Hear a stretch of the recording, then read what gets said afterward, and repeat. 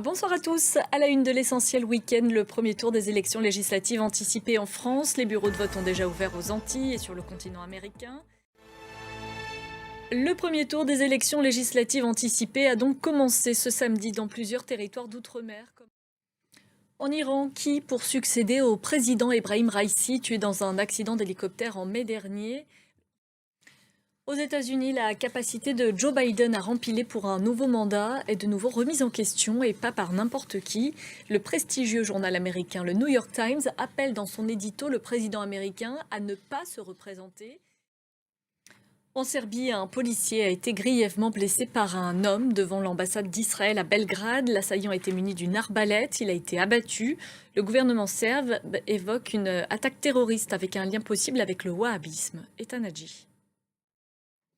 On ouvre une page sport à présent. On connaît le nom des premiers qualifiés pour les quarts de finale de l'Euro. Il s'agit de la Suisse et de l'Allemagne. Notre envoyé spécial Jules Boiteau revient pour nous sur ces deux victoires. L'Angleterre et la Slovaquie, un des deux matchs à l'affiche de ce dimanche, ce sera à 18 h. L'autre rencontre, ce sera Espagne-Géorgie à 21 h. Dans l'actualité sportive, toujours le coup d'envoi de la 111e édition du Tour de France. Ce samedi, il a été donné à Florence en Italie, sous un soleil de plomb. Les coureurs ont fait route vers Rimini.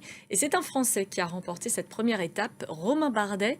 À 33 ans, il endosse son premier maillot jaune. Jules Longchamp. En France, la marche des fiertés s'est tenue ce samedi à Paris. Elle avait pour mot d'ordre cette année la lutte contre la transphobie. 110 000 personnes ont pris part à l'événement. Aurélie Schiller. Et c'est la fin de ce journal. Merci à vous de l'avoir suivi. Dans 45 minutes, vous avez rendez-vous avec Sandrine Gomez pour un nouveau point sur l'actualité.